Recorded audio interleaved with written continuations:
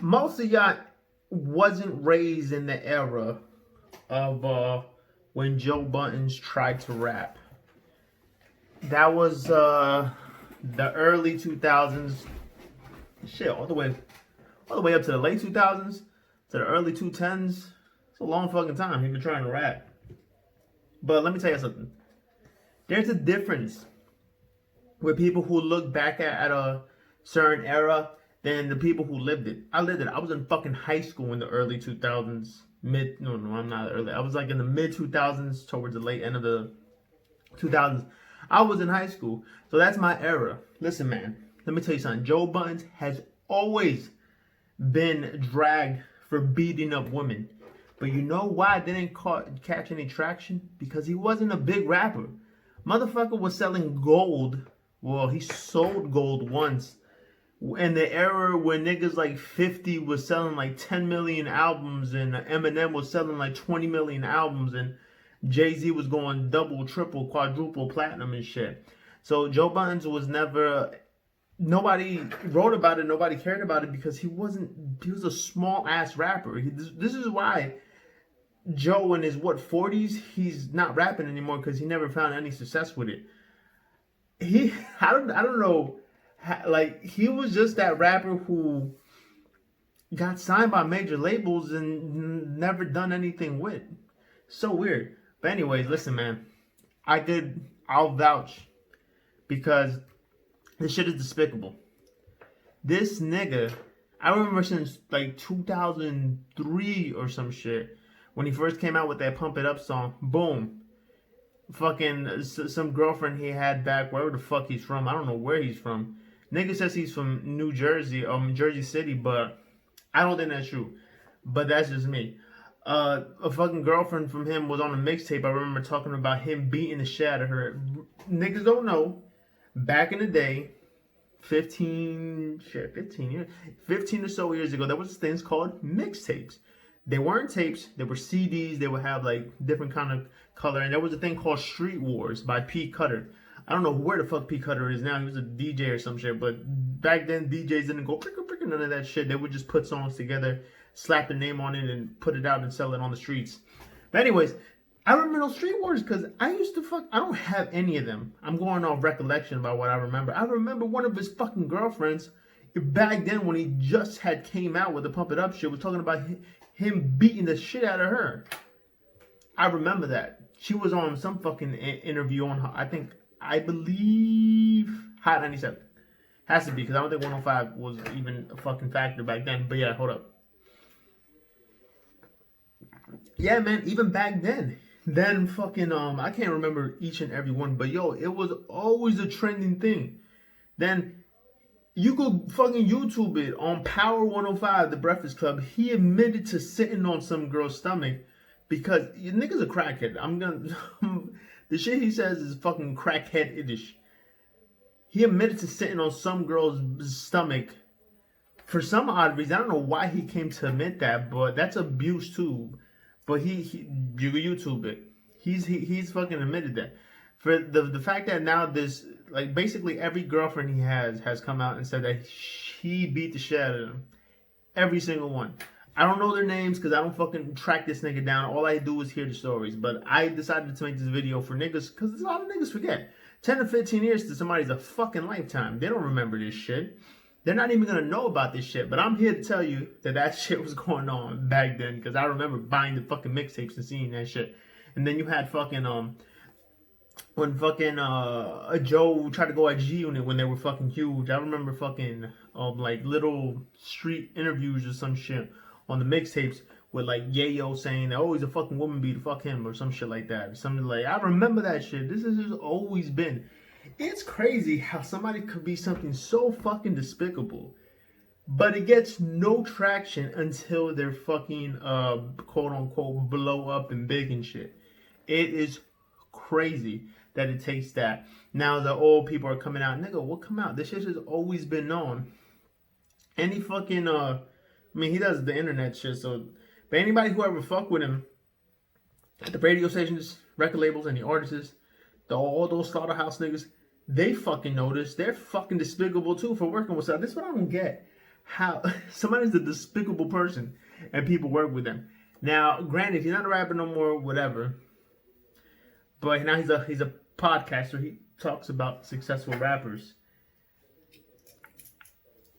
Does this mean anything now that has been going on for so long?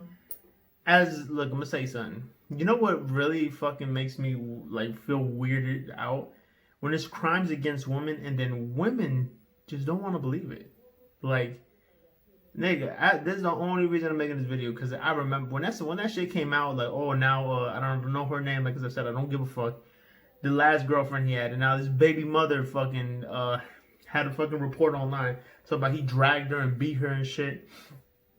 All online. This is all fucking free information, and there's still people out there. I don't know if they're real people. They could be bots. Because I can't believe people. They'll still be like, oh, that can't be true. Like, I'm gonna tell you something, man. There is such a thing, I believe, in my hearts of hearts, that there is certain bullshit where fucking 10, 20 years go by, 30 years go by, and a bunch of random girls who fucking knew you from back then could be like, oh, he did this, he did that, no evidence at all. Whatever. I do agree that that's fucked up. That shit that you can't be proved is your word against their word, and the court of law, that's the fucking worst position to be in. When it's you, no evidence at all, and it's just he said, she said. I would never want to be in that situation. That shit sounds fucking disgusting. But with this, I'm gonna tell you, there's not some random thing that all of a sudden all these fucking girls are coming out and saying this shit. This shit has been going on because I've heard about it. Now, when it's something that's like, oh yeah, back in 2000 that happened, back in 2005 that happened, back in 2008 that happened, there's not a whole bunch of girls coming together and saying that fucking this nigga beat the shit out of them. It's not that. This is a bunch of cases. I'm not talking about fucking court and that shit. I'm just talking about a bunch of cases with fucking girls who were saying this all about the same fucking guy. And for some reason, yo, let me tell you something. Hip hop is despicable. They love negativity. They love people talking about killing each other, selling drugs to each other. Fucking no snitching. When hip hop's not the mafia, nigga. Hip hop is a form of fucking art. Has nothing to do with criminal activity, but niggas want to throw that no snitching on it. A bunch of rappers do. Hip hop is, for what they try to make it, is fucking despicable. I have hip hop tatted on my neck. It does not mean anything that y'all niggas mean. At all. This is why I still love hip hop, and I never would be one of those people to be like, oh man, hip hop was, I don't give a fuck about none of that. Hip hop is what it is to me. What it is to most of these people nowadays is fucking a big ass bowl of negativity. That's all it is. Y'all motherfuckers eat it up. The fact that this guy has a podcast, has a little fucking show on Revolt TV. I say little because it's like an hour, 45 minutes long. I've never seen a show like that. But, and have all these allegations against him that people know that this has been going on forever. It's fucking nuts, man. Like, of course, man, we know Bill O'Reilly has fucking mad fucking sexual allegation cases against him. Fox settled a bunch of them. But, yeah, see? I mean, but it's out there. This shit should be out there too. It should be fucking public knowledge. This nigga's a fucking dirtbag. And I'm gonna sprinkle a little bit of this at the end in case you motherfuckers didn't know. Because I remember watching it as it was happening. Go to DJ Vlad YouTube page. Vlad TV, whatever fuck. Nigga, when Ransom went to Joe Budden's friend's house and had his boy slap the fucking dog shit out of him on camera, do you know what happened after that? Joe Budden made a video saying that he backs out from the beef. He wants nothing to do with it. Then he went to the fucking police and showed them that fucking video. What did the police do? They went to Ransom's door. The nigga had a gun on him. Got arrested. Did 2 years in prison because of Joe Budden. So this is the type of nigga Joe is. Motherfucker would not fight a man. He would beat up a woman and then he would fucking call the cops on somebody if they get too close. Ridiculous. Number two, that nigga Gilly the fucking fucking, I don't know what his name, Gilly something. Gilly the Kid. He even said this on this shit. I remember when Raekwon, Wu-Tang motherfucker, boy, punched the shit out of Joe Buttons on webcam. Dog, look, I was not watching it at the time it happened, but I remember getting a text from one of my boys who was. He was like, yo, this nigga just got punched on fucking...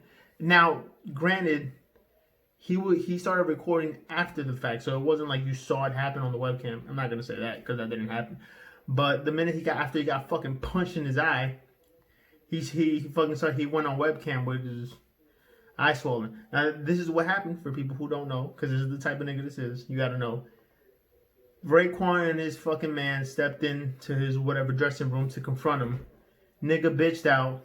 Raekwon's man punched the shit out of him, knocked him down, walked away.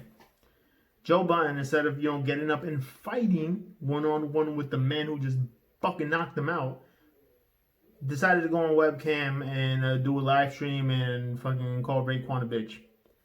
This is classic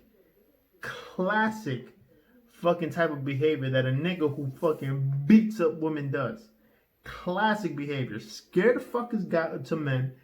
Fucking never fucking retaliate when shit happens to them due to a man, but will beat the shit out of a woman. It's ridiculous. I've seen it many times before. I'm not gonna say who I know, what I know, whatever. No. And we're not talking about a situation where, you get into a fight with a girl and you accidentally hit her or some shit like that. We're talking about a fucking habitual woman beater. Nigga, if you a guy and you never fucking struck a girl once and knew it was wrong, or fucking struck a girl in the middle of a fight, then I don't know what type of relationships you've been in. I think everybody has done that. But there's a difference between that and fucking beating the dog shit out of a fucking girl in multiple relationships, and that's the first thing you go to. That is unacceptable. Mistakes happen, sure, whatever, you move on. But when you have every fucking girl you've been with publicly coming out and saying you beat the shit out of them, nigga, who is lying?